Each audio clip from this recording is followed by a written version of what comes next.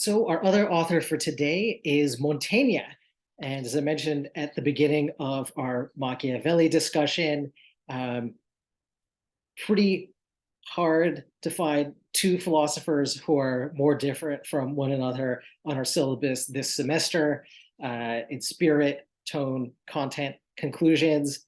Both, as you will have noticed from the Montaigne reading for today, were deeply versed in Latin literature. Montaigne loves to pepper his essays with quotations from the Latin authors. That's pretty much where the similarities end when it comes to him and Machiavelli. So a few takeaways from our discussion of just one of his essays out of the many that he wrote, called On the Cannibals, would be one, an understanding of Montaigne's discussion of barbarism and what that says about his worldview in the essay On the Cannibals. A second takeaway will be an introduction to a theme that appears not only in Montaigne, but in many other philosophers in his tradition, especially a lot of political philosophers. And that theme will be the idea of man or humanity in a state of nature, which Montaigne, and we'll see next week, Locke, and many other authors seem to think is a very fruitful ground for discovered truths in political philosophy and in other areas. Sort of corollary to that is Montaigne's discussion of man in a state of nature leads him to sketch what seems to be a kind of utopia. I'm going to talk about that also, another recurring theme for the semester. And then a last takeaway I hope we got from the reading and hope we get from this discussion is just about Montaigne's style. We're not going to see another philosopher on the syllabus who writes like him. There really are, he really is one of a kind, but he also shows to me that there are many different ways of doing philosophy. We've started to encounter, we'll continue to encounter authors who present a thesis and kind of argue and develop it in a very technical way with beautiful execution. Montaigne takes a much different approach, which we'll get some exposure to today. So a few biographical words about him. Professor, I don't think you're showing any of the slides right now. Oh, darn. Well, it's saying your screen sharing is paused. Yeah, I think you're only sharing the actual the opening of the PowerPoint, but not the actual slides. You don't see a slide that says Life of Montaigne. Okay, I'm going to stop and restart. Thank you for telling me. Let's try that again. Okay, can you see it now? Yep. Okay, excellent. Thank you for telling me. So a few brief words about Montaigne's biography. 16th century writer in France who wrote in French. He had what we would nowadays term a very privileged upbringing as a noble who was also active in political life, twice serving as mayor of his home, Bordeaux, a role that he was ordered to take on.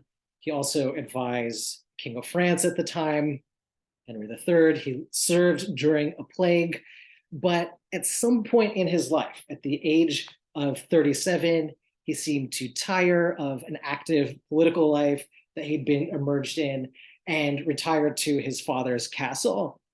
And that's when he really devoted the rest of his life to engaging in philosophy and writing about it, all with the overarching theme, which was in fact his motto, "What do I know?" Or in French, "Que sais-je?" We should picture Montaigne writing in a chamber at his father's French castle, and he actually took this motto so seriously that he had it engraved, I think, on a beam in part of the room where he worked.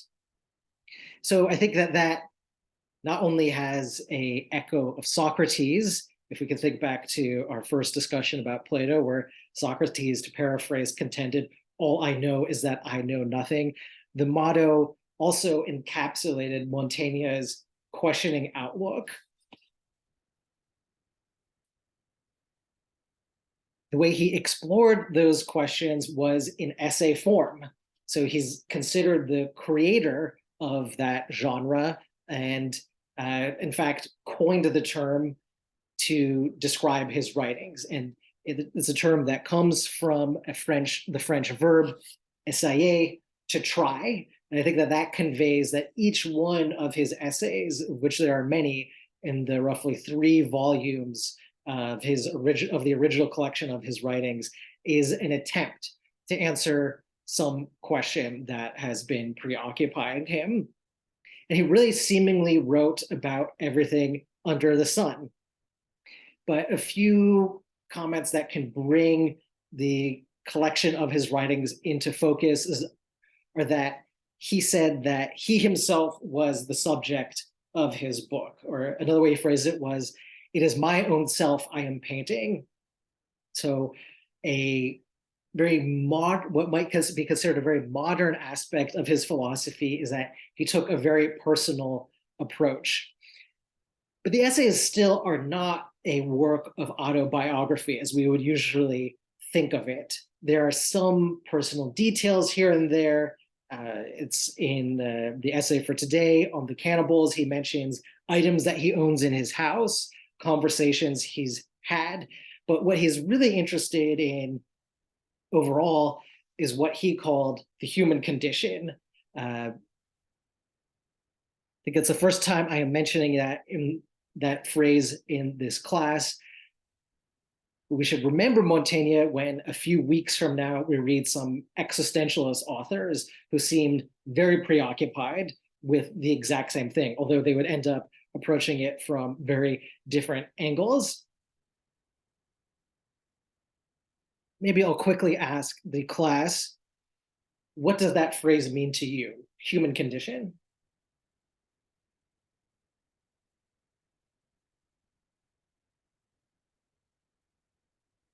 Would it be in terms of their system of approaching? I'm sorry, I couldn't quite make that out. Do you mind repeating that?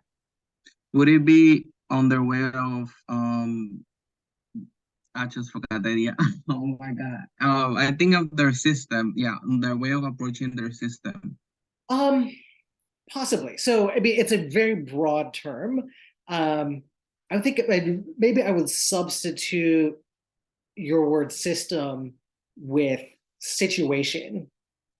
Maybe we can think of the human condition as the situations human beings recurringly find themselves in. That might start to get us there, but I like that initial thought. So Maya wrote in the chat, what life is like. Yes, I mean, I think that's question mark. Phrase it, those words with that punctuation would be a great way of characterizing the idea of a human condition from a philosophical perspective. It tries to answer, what is life like? I mean, I think definitely since Montaigne and since the existentialists wrote at great length about the human condition, the term has almost become a bit worn out or cliched.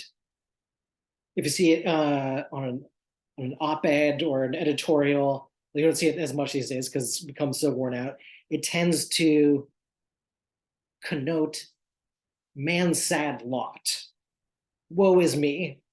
The human condition is so miserable that it's insurmountable. For Montaigne, I think we'll see that the human condition suggests the power of circumstances to create good or evil for human beings. And this particular circumstances he discusses on the Cannibals will be his climate and country in France on the one hand, and what he calls the French Antarctic, but which is actually Brazil, was what he's writing about on the other. So different circumstances having different outcomes. And a few more words about the essays as a whole. Montaigne wrote, like I said, about seemingly everything under the sun: love, poetry, the concept of experience, politics, education, history, old age, even more frivolous topics like houses, cats, poisons. But interestingly, for all of these essays, he seemed to have viewed them as a process of revision. He wrote and rewrote the essays throughout the course of his life, which I think says a lot about and very much reflects his thought process. Once he wrote something down about love or poetry or Caesar or cats, when he put his pen down, he didn't think he had written the last word. He would continually return to his writings and revise them to reflect changes in his thoughts. So you don't see Montaigne that much on introduction philosophy syllabi. You might see, you're more likely to see him, if at all, in a literature class these days, which I think is too bad. I would nevertheless contend that he was very much a serious philosopher. One of his unique attributes, though, is that he doesn't, unlike more mainstream philosophers, treat his practice as a theoretical science, which is the impression we seem to get when we read Descartes, or even Machiavelli to an extent. Machiavelli has sometimes been called the first political scientist. But for Montaigne, philosophy is the practice of free judgment, scrutinizing, scrutinizing his own opinions, sharing anecdotal, maybe even seemingly trivial experiences, and trying to unearth truths from them. He didn't seem to think that human conduct followed universal rules that could be expressed in law form, the way that Aristotle sometimes seems to, or that Kant will definitely seem to. He'll basically state that moral law as a form of law, morality as a form of law, but Montaigne seems to propound to share a wide range of rules, the most accurate of which still may fall short of the mark.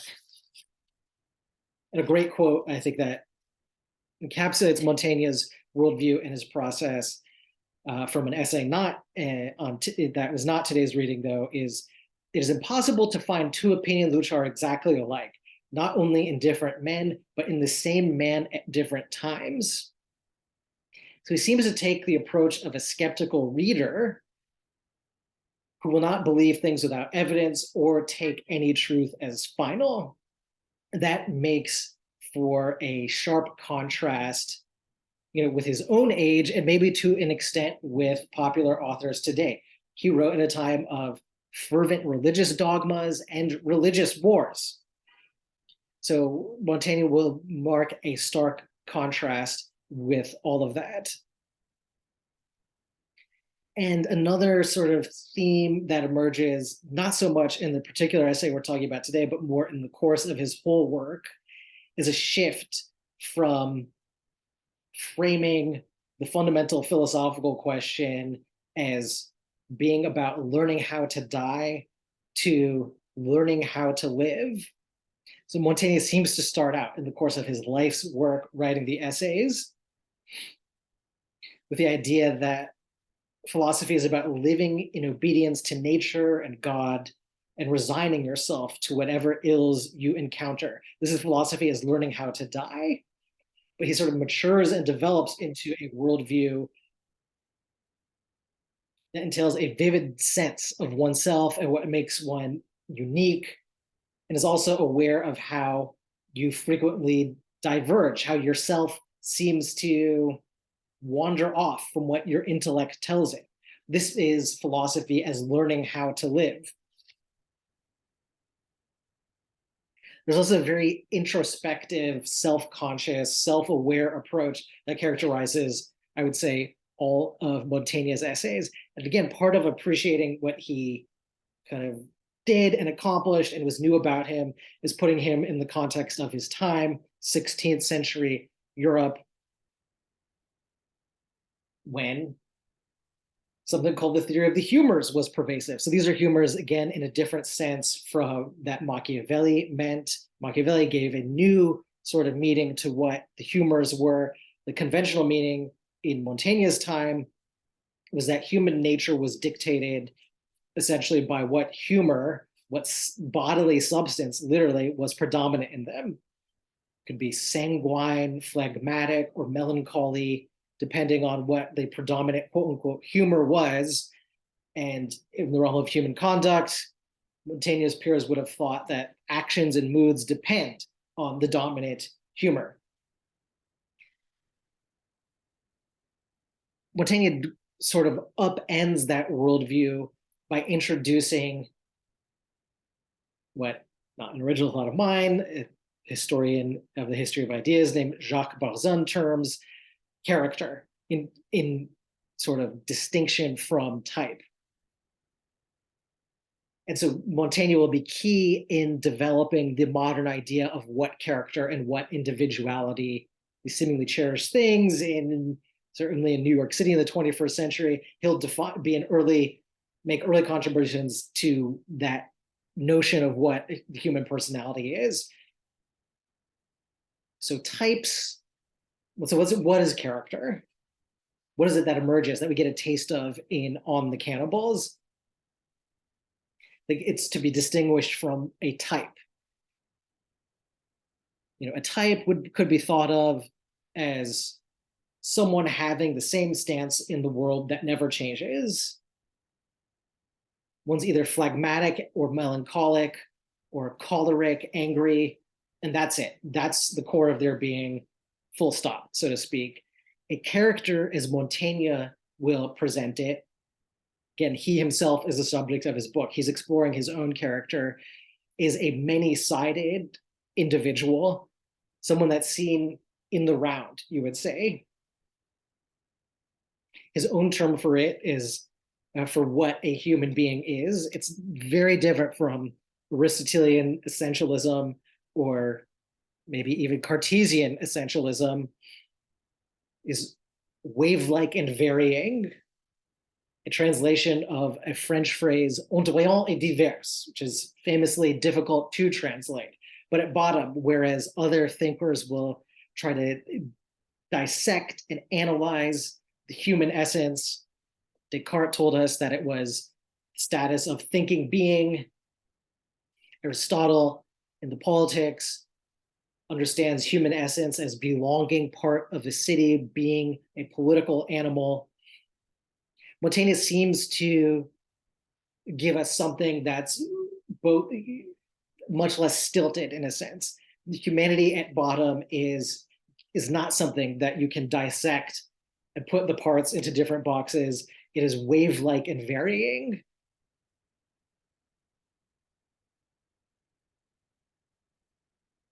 Let's see what else I wanted to say about that. There's another quote. I think the quote from the previous slide encapsulates that view of a sort of non-essentialism that we get from Montaigne. Again, the quote from the essay on experience. It is impossible to find two opinions which are exactly alike, not only in different men, but in the same man at different times. I think we can substitute human being for man. Montaigne may be many things. There are some outdated views with him, but I don't think he was so limited that we can't apply his use of the term man to all of humanity. And I find this quote from On Experience to be very relatable. All the time, my opinions are constantly changing to the point that they're contradictory. It seems like I can hold two contradictory thoughts in my head at the same time, or Montaigne points out, at least at different times. So what does that say about human essentialism, that we're so self-contradictory? It seems to suggest that human is more complex, that human's not a type, but a character, is inconsistent, is wave-like and varying. So getting to the reading for today, to give a bit more context for it, it was written in an age of global exploration. We have European explorers and traders setting out to discover the known world and often being astonished by what they found outside their home countries. Montaigne is writing in the age of the early stages of colonialism, with all the negative associations that implies. So Montaigne's peers will hold European views that people in the Americas, let me back up and rephrase that. European views of people in the Americas were a bit more nuanced than this, but there was definitely a sense of superiority in their writings. To read an account of an exploration from Montaigne's day is to come across this idea that Europeans at the time have horses and ships and all kinds of things. Moreover, the writers of these travel accounts will insist that they have the true religion. The people in what was termed in Montaigne's time is very much the New World have the false religion. Therefore, we are superior and they are barbarians. A bit of a simplification, but that would be the kind of crude stereotyping that was predominant in Montaigne's day. Still, these travel accounts about new lands provide lots of fodder for Montaigne. They're very fertile ground for him and his philosophy. I could definitely see him being attracted to totally different civilizations, new examples of humanity to fill out his idea of the personality as wave-like and varying. But along the way, he's very much interested in challenging his fellow Europeans' sense of their superiority over people in newly discovered lands, and in seeing what he could learn about human nature in general. So the reading for today is based on travel accounts of a voyage to what's called the French Antarctic, but like I mentioned already, it was actually modern day Brazil. One thing to keep in mind when reading the essay, it's probably already self-evident, is that it's going to be based on historically dubious information. As 15th, 16th century travel accounts did not employ the kind of sophisticated quasi-scientific techniques that we would see in more recent history. It's not sophisticated anthropology. It's not particularly culturally respectful. There's definitely language barriers and all kinds of other flaws. So we should keep in mind that definitely don't want to take what Montaigne wrote, even though he intended it to be taken this way, as factually correct, but it gives us a sense of what he was basing his philosophy on and the sort of prejudices that he was coming up against. So really, the essay to me centers around the term barbarism and Montaigne's exploration of that term. So I think it's worth spending a few moments to work our way through Montaigne's discussion of the so-called cannibals that are the sort of main subject matter of this essay, and the barbarism, which is the theme that he kind of plays with in this very literary way throughout. And I do think that it is intended to have, to use an anachronism, shock value. Cannibalism is, I would say, permanently shocking. It was certainly, I can imagine, no less shocking to Montaigne's audiences in his time than it is to us today. At least I find cannibalism shocking. It does seem to be this very offensive, inhuman practice, but Montaigne does a lot of interesting things in his analysis of it. Right away, as I mentioned, he's steeped in the classics. He gives this kind of long preamble on geography and history, citing classical sources. Instantly quotes a Greek general seeing a rival army on the first page, first few sentences of the essay on the cannibals, dropping the phrase, "There's nothing barbarous about the ordering of this army that I see." So a word of clarification about the term in this context is, like many of our other philosophical terms, although I would not necessarily consider barbarism one of them, but like many of the other terms we've encountered this semester, the phrase barbarian, I think it definitely has negative connotations, a negative definition from its origin, which, like other philosophical words, is Greek. So a lot could be said about Greek use of the term barbarian, but broadly speaking, the Greeks in the original usage use it to describe all non-Greek people. And the specific etymology, the origin of the term, is that the foreign language of non-Greeks sounded to Greeks like babbling, something like hearing the phrase bar, bar, bar over again. This is said to be what gave rise to the term barbarian. Again, the Greek phrase that was used to describe non-Greeks, definitely pejoratively, definitely negatively. And up until Montaigne's time and afterwards, I would say up to the present, barbarian is generally a very negative term. So right away on the first page, Montaigne gives us a general already testing at least the application of the term. Greek general versus non-Greek army. It's a pretty ferocious and impressive army. There's nothing barbarous about the ordering of this army that I see. And then we get the sort of preamble on geography and where so-called the French Antarctic or modern day Brazil fits into the world in Montaigne's time and of the ancients.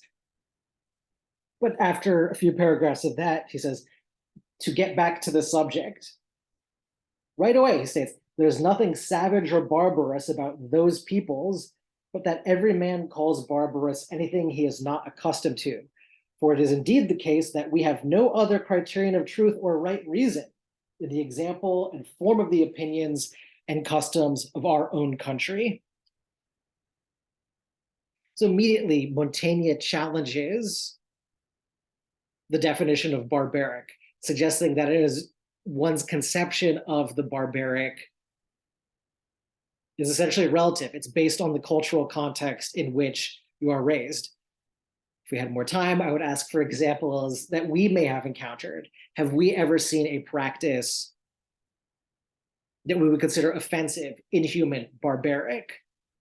Was it something we saw in the US? Was it something that we've saw or heard about overseas? And how did we come to the conclusion that that practice was inhuman, uncivilized, barbaric? I'm sure we could all think of lots of examples, but I'll just leave that as a question for sort of food for thought for now. And then not long after that passage, Montaigne describes the people of the so-called French Antarctic as being closer to nature. Okay, nowadays we could, and I do find that to be a pretty stereotypical description of the indigenous people that the travel writers of Montaigne's day were writing about. But it seems like that's important to Montaigne's sort of thesis about what is or what is not deserving of being called barbaric.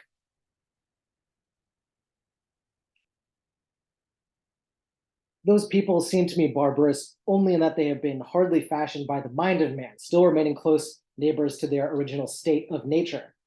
That's sort of key term for this afternoon. They also seem to surpass not only all the descriptions with which poetry has beautifully painted the age of gold and all its ingenious fictions about man's blessed early state, but also the very conceptions and yearnings of philosophy. He's saying he admires this group of peoples that has been deprecated by European travel writers and saying that somehow they inhabit a world that is greater, that achieves more than philosophy ever attempted to achieve. Then he goes on and describes a delightful countryside and a temperate climate. It is rare to find anyone ill there, sources have told him, Montaigne states. Talks about the kind of dwellings that are recounted both by his sources. And there's some detail about that, which we can return to. But moving on to this discussion of barbarism, after describing the dwellings and kind of foreign policy of the people of Brazil at the time, talks about how captives are treated in that setting. And it sounds, I would say, pretty brutal.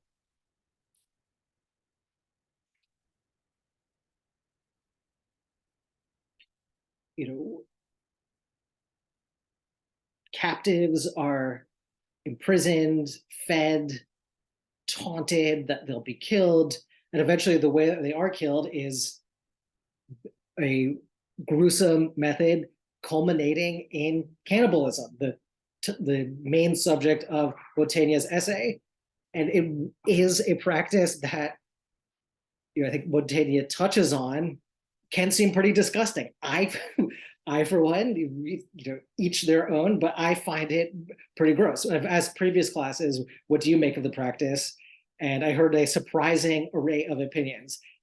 For me personally, I'll go ahead and say I do find cannibalism to be pretty repugnant. Nevertheless, Montaigne, in his exploration of what barbarism means, states, I'm not sorry that we know the barbarous horror of such acts of cannibalism, but I'm very sorry that while judging their faults rightly, we are so blind to our own.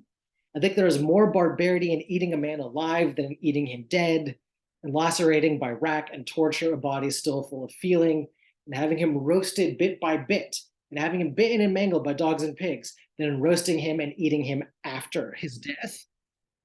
So this is Montaigne explicitly comparing what he characterizes as the kind of cruelty ingrained in his own time and place with the so-called barbarism of people recounted in the narratives of discovery. And we get more examples of Montaigne kind of playing with this term barbarism. We can indeed call them barbarians by the standards of the rules of reason. So it seems like Montaigne goes back and forth between praising and criticizing the people found in Brazil, but not by comparison with us, who surpass them in every kind of barbarism. Another very interesting use of the term.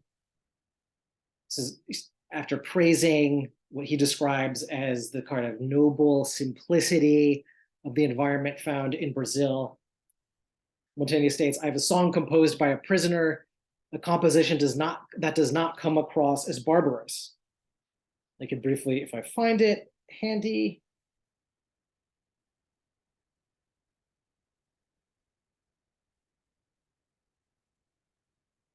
I think this is not the song, but a quote which the song conveys. It's a prisoner taunting his captor. These sinews, this flesh, and these veins, poor fools that you are your very own. You do not realize that they still contain the very substance of the limbs of your forebears. Savor them well, for you will find that they taste of your very own flesh. And with that quote, there's Montaigne kind of glosses it. There's nothing barbarous in the contriving of that topic. So here we see him playing with different uses of the term barbaric, seemingly in some places suggesting that there is an objective standard by which you could say some things are more barbaric than others. You're saying European practices of quote unquote eating a man alive. Maybe he means, imprisoning a human being and then setting that person free in a totally miserable state versus literal cannibalism. Montaigne is saying that the former is objectively more barbaric. But then he also seems to present examples in which, like I was saying a few moments ago, the term barbarism would be relative. Each man second quote on this slide, each man labels as barbarism anything that he is not accustomed to.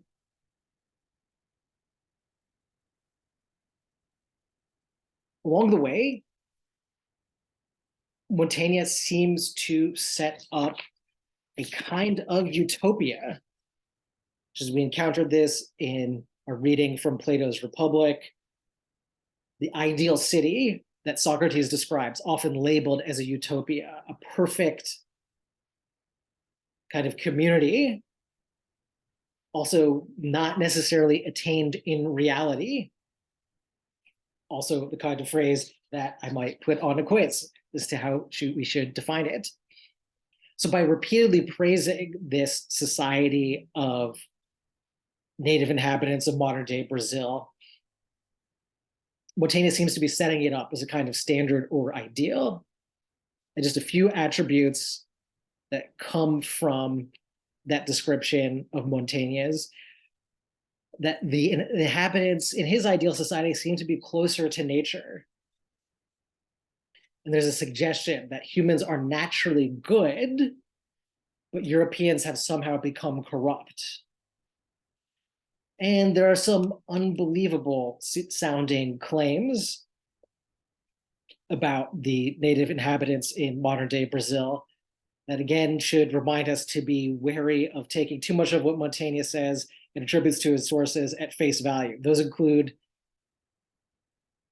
the main activities are hunting for younger men while women are occupied with preparing a special drink. The tribe spends the whole day dancing, which may sound infantilizing and unbelievable, but if we consider this as Montaigne setting up a sort of utopia and also commenting on what are human beings like in a state of nature, I should say, possibly setting up a utopia based on what he thinks humans are in a state of nature. There's a suggestion that the main activity, subject to interpretation, is a pretty wholesome sounding one, a joyful one, dance all day, and hunting out of necessity. Men have multiple wives in Montaigne's utopia, so maybe it's still a patriarchy. He assigns prophets are assigned a limited role. They are killed if their prophecies fail. I think that might be taken as an implicit criticism of religion in Montaigne's time and country. He attributes to these humans in a state of nature a system of ethics containing only the same two articles, resoluteness in battle and love for wives. Again, maybe patriarchal and patronizing, but this is what Montaigne sees in humans close to a state of nature, which he seems to be extrapolating a utopia from. Is that an idea? Is this what an ideal society would be like? A simple system of ethics, certainly more simple than we saw in Aristotle, less brutal than we talked about in Machiavelli earlier today. Montaigne also says there are no wars of conquest. Even if you don't buy anything else about what Montaigne is attributing to indigenous people in a so-called state of nature, and don't think that the utopia is coherent, I think that his discussion of war could give a lot of food for thought. There are no wars of conquest, so it's not entirely clear how war arises. But when it does, warriors in the state of nature, according to Montaigne, or close to the state of nature, have a strict code of honor, which a captive would rather be tortured and killed than admit defeat. So this kind of thing touches on, I think, a core feature of state of nature discussions throughout political philosophy. So Montaigne's kind of indigenous people that he talks about, he seems to think, are real life human beings, but he attributes them a closeness to a state of nature. There's probably a lot of colonial problems with that. Nevertheless, I think the philosophical importance will be, for someone like Montaigne and later on for Locke, finding fundamental truths about humans in a hypothetical state of nature. So we could even read, if we want, the entire essay on the Cannibals as a work of fiction, but it can still provide a kind of thought experiment for what would humans be like outside of the city if there wasn't all this accumulation of attributes of modernity. If we had more time, I would ask each of you, how do you think men and women, all of humanity, would act if left to themselves in a so-called state of nature? These are the questions that Montaigne seems interested in. I also note in passing that this essay was quite influential in the literary world, translated into English.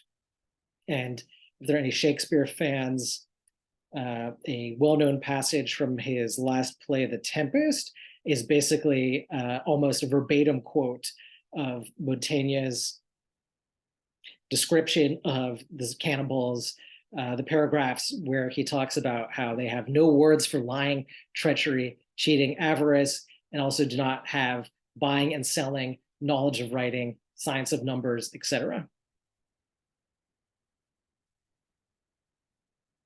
So from at the end of the essay, and almost done with our sadly all too short discussion of Montaigne for today, there's a kind of reversal of perspective, which I think is another quintessential Montaigne touch. He spends all of the essay sharing his own perspective, his own kind of interviews, his own research into people in modern day Brazil. It's all from a European perspective. And at the very end, he reverses that and recounts an anecdote about a visitor from Brazil coming to France. And he relates the incomprehension that this visitor experiences about two things. Another great touch from Montaigne is, he says there were three things that he found noteworthy about the visit, but he is cursing over his inability to remember all three. The visitor is in disbelief about why grown men in France follow what's described as a boy thing, a boy king, and why those who are poor and hungry outside the homes of the rich don't simply kill the rich. So I think that if we take it literally, those are not only bad questions in and of themselves, but they'll sort of limit our interpretation of Montaigne as a whole. I think if we view that short anecdote, that reversal of perspective at the end of the essay in the context of the whole work, there's this suggestion